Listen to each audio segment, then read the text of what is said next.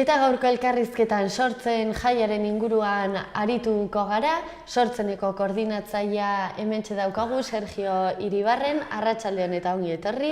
Arratsaldean. Bueno, badakigu maiatzak 21 ospatuko duzuela eta gainera 21. edizioa. Atzera egin dezagun pixka bat, izan ere ja urte esente ospatzen duzuela jai hau, noiz egin zenuten sortzeneko lehen jaia? Bai. Jaia sortzen da, ia sortzen den momentuan, ez? Ja, pasen urtean, 25. urteurrena, ospatuko genuen, elkartearen 25. urteurrena. Eta, ere, elkartea jaiotzen da, eredua zabaltzen hasten denean, ez? Orain, karo, hor garai horietan, ja, hemen Iruña herrian udal ikastolak zeuden, ez, ereduan. Baina, momentu horretan, bestelako eskola publikoetan hasten da ere ereduko lerroak zabaltzen, ez? Eta, gogoratu behar dugu ere, eta askotan egiten dugun paralelismoa da ere, gaur egun ere, Nafarroako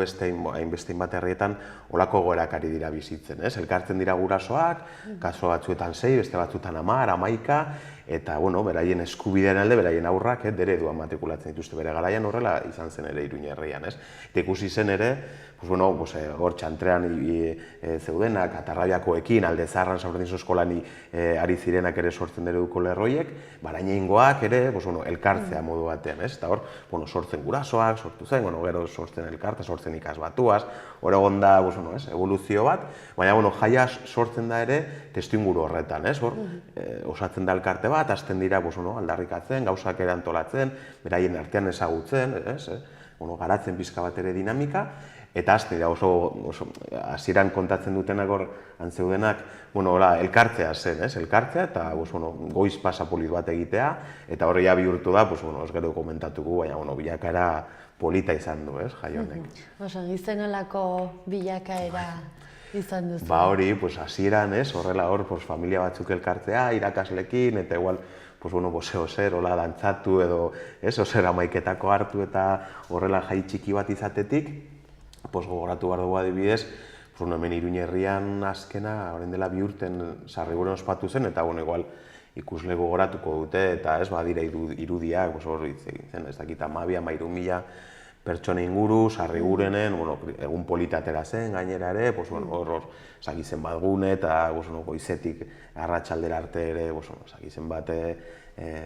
ekintzak eta bai aurrentzako, gaztentzako, familia osoarentzat ere, hor mugitu da ere leku desberdinetan, Takoneran egon zen ere ospatzen jai hau, mugitu zen ere Uarte herrira, orain dela 2 urte Sarriguren, pasen urtean Hernanin egon ginen ere, hor ere, batzutan ere beharren arabera izan da ere, hor ere eskolaz eskola mugitu da ere antolakuntza, hor eskola desberdinek antolatu dute, horan eskola bakoitzak beharrak edo momentu horretan elkarteak,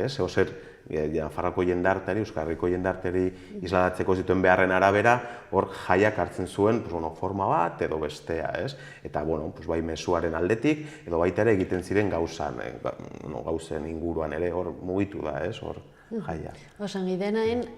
maiatzak 21 ospatuko duzue jaia handia, baina Nafarroan ere eskualdez eskualde egiten dira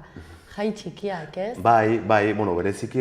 Sakanan, ez? Horren dela gutxi lakuntzan ospatu zen, azita ezi Sakana herri eskolekin sortzen, horre daramateia, urte desente, eta hor ere urtero eskola batek antolatzen du, aurten lakuntzakoek, basan urtean Irurtzunen, eta urtean Etxarriaran atzekoek antolatuko dute, eta hor ere, hor aipatu behar dugu adibidez, hor Antoñutin ospatuko duen jaian ere Sakanako eredu hartu dugu, gero hitz egingo dugu, baina hor guraso, gure bazkide diren guraso elkarten parte hartzea handiagoa bilatu nahi izan dugu, eta hor Sakanan ere hor tradizio ohitura handia daukat, herrietatik, hor eskola txikietatik sortutako jai bat da, eta aurten ere dimensio handiagoa izan du, eta arratsaldean ere zentzuzkoa eta dantzaldia eta zagizer, baina hor finean ere, auzolan horretan ospatzen dute orduan, hor hiriburutik ere, bizka Sakanako ereduari begira jarri gara urten. Helburuei dagokionez, 21 urte hauetan aldatu dira helburuak, Nafarroaren egoera ere desente aldatu da, ez? Bai, aldatu da, baina hor jarraitzen dugu, hor azken urtetan, eta bai, eta hor aipatzen duzun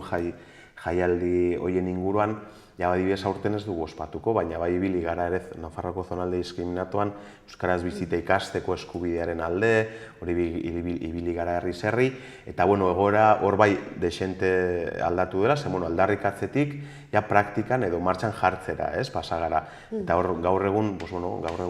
baita Faian, Lodosan eta Kaparrosoko familiekin lanean ari gara, hor aurten ja eredu publikoa zabaldu dute horre herrietan, baina datorren urteari begira ere, Aion, Aioko Aintzineko eta Herriberriko familiekin ari gara ere, nola lagundu familia horiei, bere garaian gure laguntza zen, beraiekin egon, egun pasapolit bat egitea, jai egun bat ospatzea, bai Falzesen egon ginenean, edo Bilatortan, Mendigorrian, Artaxoan, herri desberdinetan, familia hori ere gure babesa erakusten, pasan urtean Tafaian ospatu genuen ere, Besarkatu izeneko ekimen bat, beraiekin batera, baina hori ikusten dugu ja, zonaldoetan eta bai, eta jai egunak egiteko, eta hori aukera badago, baina gehiago ere zentratzen gara egunerokotasunean, egunerokotasunean, familia horien beharrak asetzera eta ikasle, dereduko hezkuntza komunitate berri hori babesa ematera. Hortarako ere, aurten, beraiekin ere, gure elkartearen dinamika zonalde horretan ere berria da, eta ere, pixka bat, eta lehen aipatu dudan paralelismo horretan gaude, orain dela, 25-30 urte, Iruñan, deredua sortu zen, giro horretan, familiak hor, egoera berria, zentro berrian, orduan, hortan gaude, bidea egiten beraiekin. Zeus narketa egiten ari zarete Nafarroari begira, aipatu duzu aldarrikapen asko praktikan jartzen ari direla gaur egun, eta geroz eta herri gehiagotan egonen da ereduan ikasteko aukera Nafarroan, Bai, guk ikusten duguna da, urtetan eta bereziki Upeneren azken urte gogor hauen ondoren, guk genituen aldarrikapen guzti horiek edo eskubide guzti horiek ari direla ere azalerazten, esaten dugu ere, gaur egun, komentatu duguna hor, Tafaian edo Kaparroson edo Herriberrin edo Aion, hor familiek eskatzen ari zuten dereduan ikastea, edo Abarzuzan, Lezaunen edo Amezkon, herri askotan ari ziren eskatzen, baina ez zegoen bidea hori praktikan jartzeko, orduan, orain bideak irekitzen ari dira, familia horiek ari dira bidea irekitzen, gogoratu behar dugu ere, hezkuntzatik kanpo dago, baina oso lotuta dago, hor, Nafarroako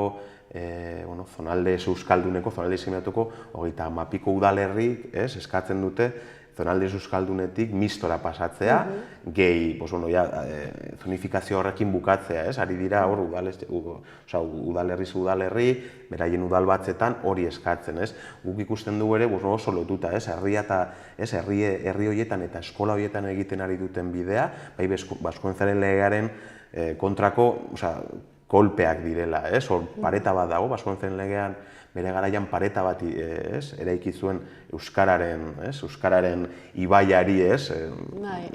bidea mozteko, eta hor zirrikituak ari direla irekitzen, bai dereduan, familia horiek irekitzen ari den dereduko lerroien bidez, baina baita ere udaletxe horietan ere, jendeak, herritarrek ari dira eskatzen, bai,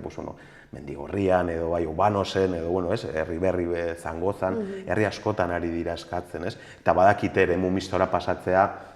da, zer simbolikore eskatzeko, euskarak bere lege propioa behar duela, eta hori da, alde batetik, baina lanbide heziketan ere, euskarazko eskaintza zabaltzeko hor lanean ari gara, unibertsitatean ere badakigu, sortzen ez da iristen unibertsitatea, baina beste eragile batzuk euskalgintzarekin batera, aurreskolen adibidea daukagu, hor, urtetako diskriminazioari ere, diskriminazio horiek baztertu eta bideak irekitzen, ari direla. Baina hori ere, eskerrak, familiak eta eragileek, herri mugimendu euskaltzalek ari direlako ere tiratzen eta lanean ere hori lortzeko. Oso nabarmenak izaten ari dira aurrera pauso batzuk behintzat. Bai, oso nabarmenak dira gauza asko zeudelako egiteko ere, hor, adibidez hori, aurreskolen adibidea, edo deredua zabaltzea ere, hori Iruñatik bera, zonal diskriminatu horretan, zer gauza egiten dela, eta jendeari, hor dago ere, hor dagoen postasun hori, lortzen direnean ere, berehala zabaltzen da berria, egun hauetan hor udalerrien kasu honetan ere, udalbatza batek onartzen duenean mozio hori berehala zabaltzen da, beste udaletxe bat, eta beste, badirudi, sartzen dela beste haize bolada fresko bat, eta maten duela, hor pizkat korrikaren mezu, azkeneko mezu hori ere normaltasunaren kontrako borroka horretan gaudela, hor badirudi, eta askotan ere, hori da euskalgintzari edo beste aldetako, badirudi euskara bai, normalizatua dagoela eta bizi gaitezkela, eta askotan hitz egiten euskararen garai txarrak, euskararen garai txar horietan, hor oso baztertuak ondenean, galdetu ere herri horietan, oraindik euskara ofiziala ez den herri horietan, edo mehatxuak egon dira adibidez, Antzin bezalako herri batean ere, bere udaletxea, beren herritarrak eskatzeagatik ere, eskubide bat ere, alkatea bere kontrako mehatxuak agertu dira, herrian, orduan, hor, ere antzinen ere, euskararentzat ere, babesa behar da, garai txarroiek ere oraindik hor bizirik daude, eta lan asko oraindik badago egiteko, baina, hor daukago errealitate hori, baina beste errealitatea aipatu duana, kriston ilusioa dagoela, familietan, hor herri horietan ere, bide horiek irekitzeko, Ikusten da pixka bat, Nafarrako gizarteak berez muga horiek oso gaindituta dituela, eta badirudi euskararen kontua beti, ez da beti, baina politikaren barne mugetan egon dela, Bai. Ezin duzu honera iritsi, guk horma bat jarri dizuegulako, baina gero aukera bat ematen denean ikusten da ez dela traumatikoa. Bai, hori da. Bai, zen azken finean... Noiz eta beste realitate batzuk egonez, Bai, baina hizkuntza baten inguruan ari gara, euskara ere, eta, lingua navarrorun, hemengo hizkuntza bat da, ere, orduan, da komunikazio tresna bat, eta gainera, guk askotan esaten duguna, hemen ez badugu ikasten euskera, non nahi dugu ikastea euskera, ere, Finlandian ikasten dute euskera, bai, baina hemen euskera mendigorria batean, mendigorria izena duen herri batean ez dute ikasiko beraien seme-alabek euskera, edo Alesbes izeneko herri batean ez dute ikasiko beraien seme-alabek euskeraz, zergatik deitu zonalde euskalduna, hor leku izena euskaldunak duten, ari dira errealitate bati, errealitate baten aurrean begiak izten, hori izan da politikaren jokaera orain arte, UPNren erregimenak horrela jolastu du. Orain ere, oposiziotik joku zelai horretara, eraman nahi gaituzte, eta gu beti sortzen ditik aldarrikatzen dugu, joku zelai hori azarra da, baztertu genuen, gobernu aldatu genuen, eta gobernua aldatzarekin batera ere, euskara beste joku zelai batera eraman genuen, eskubideen joku zelaiera, eta bai, gure kasuan hezkuntzan, esaten dugu urtetako diskriminazioa baztertu, eta guazen euskarari bideak irekitzea, bai aurreskoletan, dereduan, lanbide heziketan, unibertsitatean, baina baita ere gurasoak duten eskubideare euskara erabiltzeko, hor beste bide batzuk ere jarri beharko dira, orain euskara ikasteko doakotasunaren aldeko ere kanpainak ere badira, hor guazen hitz egitera beste modu batez euskararen inguruan. Adibidez, igandean gertatu zena pixkat erakusgarria da, Bai,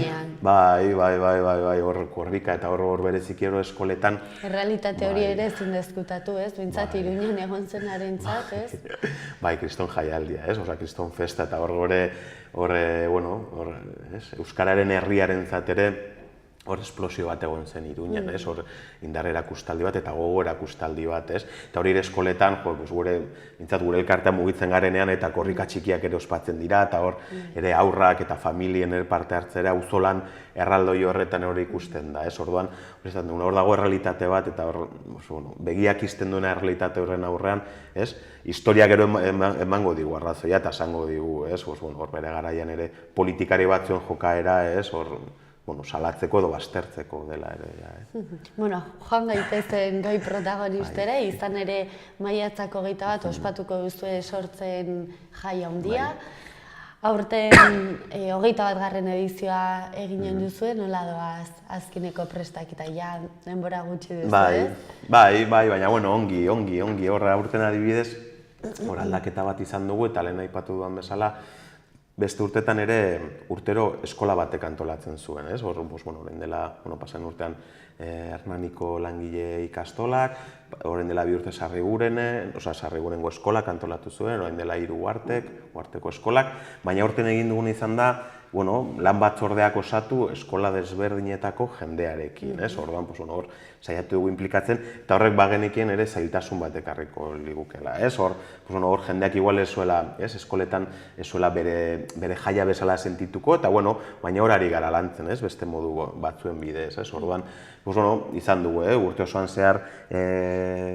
praktika ezberdina, edo dinamika ezberdina, bai unitate didaktiko bat zabaldu dugu, sosketa bat egin dugu, hor beste modu batzuen bidez ere eskoletara zabaltzeko. Hezkuntza burujabetzaren inguruko mahai inguru bat ospatu dugu ere, gero bai jaiarekin lotuta,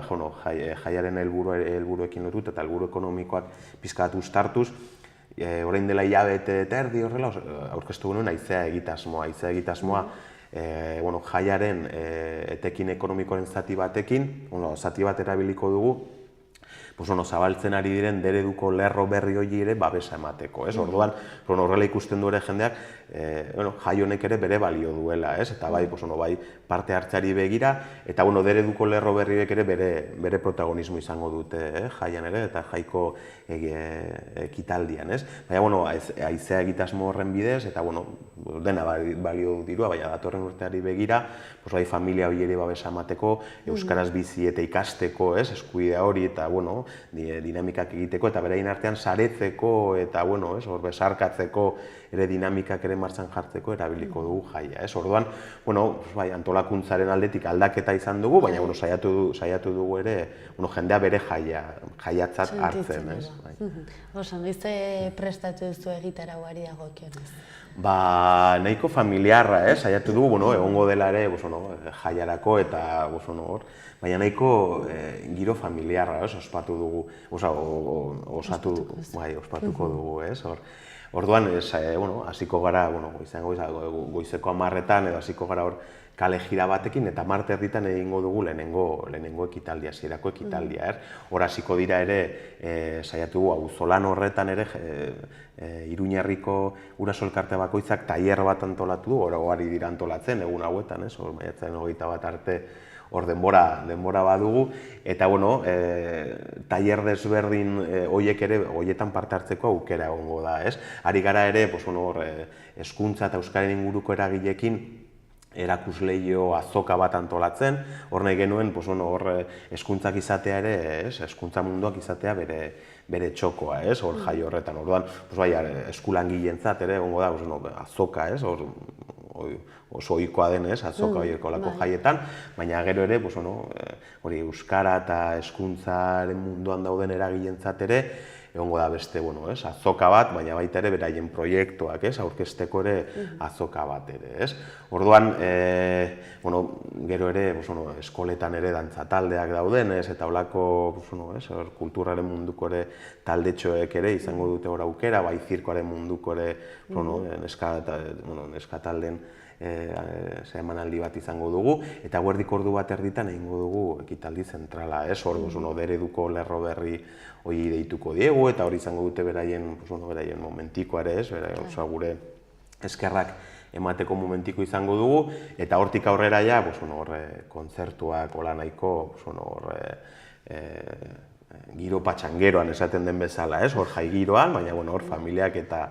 ongi pasatzeko momentikoan. Hor ere, gune ezberdinak ari gara antolatzen Antoñutin ere, bai puzgarrekin, eta baina baita ere, saiatuko dugu, familiak, adin desberdinetako aurrentzat ere eskaintza berezituak egiten ere. Oso, mi Antoñutin eginen duzue aurten? Bai, Antoñuti eta Basotxor kale horretan, eta espero du maiatzen 21-erako itzal gehiago egotea. Euria mintzat ez egitea, ez? Osongi, kantuari dagokionez ere prestatzen ari zarete, ez? Aurtengo edizioa iragarriko duen bideoklipa, nork egin du eta nortzu daude parte hartzen du? Kanta Broken Brothers Brass Band taldeak egin du, hor, aipatu behar dugu hor, hasieratik Elorri kastetxeko aita den Jon Celestinorekin jarri ginen harremanetan, saiatu dugu esan dugun bezala, bai jaiaren antolakuntzarako jaian parte hartzen duten, bai tailerrak antolatzen, edo musika taldeak, edo dantza taldeak izatea hezkuntz komunitatearenak, orduan kanta ikusten genuen ere erlazio bat izan behar zuela, orduan ezagutzen genuen Jon, hor Elorriko aita zela, gure gure komunitateko partaidea zela, eta proposatu genion, hitz egin genion, aurtengo, ikaskilo dela aurtengo maskota da aurtengo irudia, ikaskilo da ikastetxea gainean daraman barraskilo, ikaskilo dauka amets bat, auzobizionaren eskola, ez dela, eskola horrek ezaugarri ezberdinak ditu, aberaniztasunean, edo slow eskola, edo ezaugarri ezberdinak ditu, eta auzobizionen eskola lortzeko hezkuntza burujabetza dauka tresna. Orduan, egon ginen berarekin hitz egiten, eta esan zuen, oso idei polita iruditzen zitzaion, oso lotutare gaur egun eskola publikoak ereduak daukan, erronkekin oso lotuta, eta bera ere hor pizkat nolabide horretan kokatzen duela bere burua, eta esan zuen ongi, hor bere taldearekin, Broken Brothers Brass Band taldea hor jarri ziren, baina baita ere implikatu ditu nere Arbitia abeslaria, eta gero hiru rapero edo, hor rap erabiltzen duten musikariek, hor Jofe, Siroko Blue eta Emmaus, Traperos de Emmauseko Richie, hor Richie. Eta, gu behintzat oso pozik gaude, oso musika alaia da, eta ere kanta ere, nahiz eta oso luzea izan ere, hor rap edo hori ere oso lotuta, oso hitz-joku haundiak daude, haundiak eta oso polita gainera, oso poetikoa da abestia, hor hitz egiten du, hor apuntatu ditu gauza batzuk, hor aipatzen dute kolorekin margotu, gero zabatu, burua, bihotzez trebatu, eskola eredu berri bat sortzen gabiltza, hezkuntza burujabetza da giltza, orduan, eta denbora osoan imaginatu, horrela, eta da, kolpe bat bestearen atzetik, eta hau, eta ze polita esan du, eta ematen duela ere, gu entzat oso emozionatua gaude, eta geroz eta gehiago entzun, eta orduan, esateare sortzen jaia.eu zen blogean, dagoela hor jendean nahi badu deskargatzeko, eta ari gara egun hauetan ere zabaltzen, zen gero kanta horiek ere eskoletako patioetan jartzen dira, badakigu, eta pasatzen dira, eta laizter bai, egun hauetan ari gara grabatzen, bideoklipa, eta orkestuko dugu. Orkesten duzuenen jarriko dugu xaloan, eta izanen du jendeak ikusteko aukera. Osongi Sergio, mila esker, beste behin xaloan izateagatik, eta ongi izan. Osongi, mila esker.